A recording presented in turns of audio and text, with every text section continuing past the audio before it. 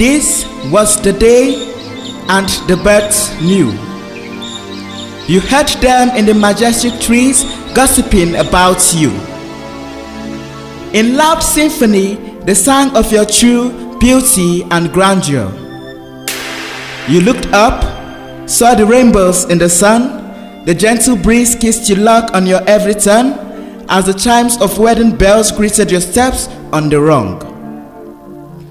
In the presence of God and men, it was you, only you, that mattered. He peered so lovingly into those beaming eyes as he declared so emphatically, "I do." Those words descended on you like beams of thunder. You felt the lump in your throat. Your knees were weakened. You would have stumbled if not for his love that kept you afloat. You remembered that night 6 months ago, when that night came to you alone, not riding on a horse but on the wings of providence. He became your muse and music, your sunshine, your smile, the brick and mortar of your life. He was an angel most of the time, gentle in speech, kind in action most of the time.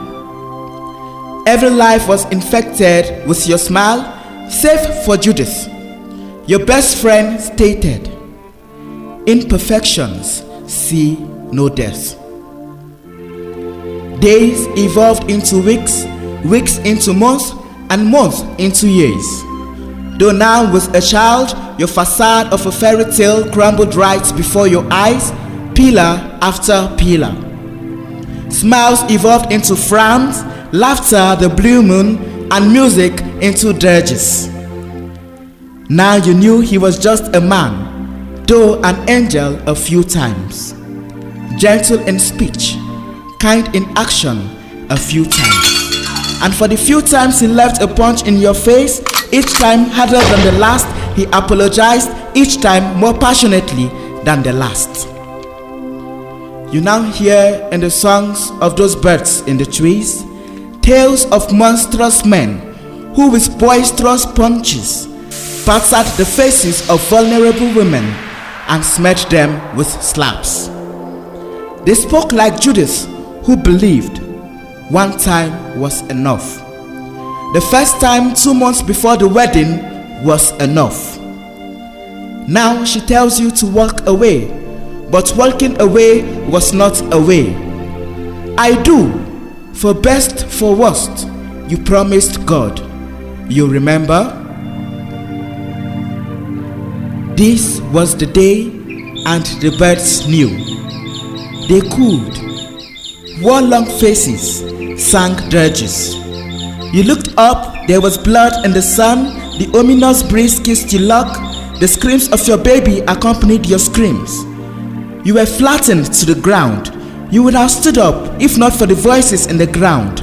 They spoke of peace and calm, a home with no stitches and balms, a home with no sun, breezes and bell chimes, no birds, no angels, no monsters, just calm.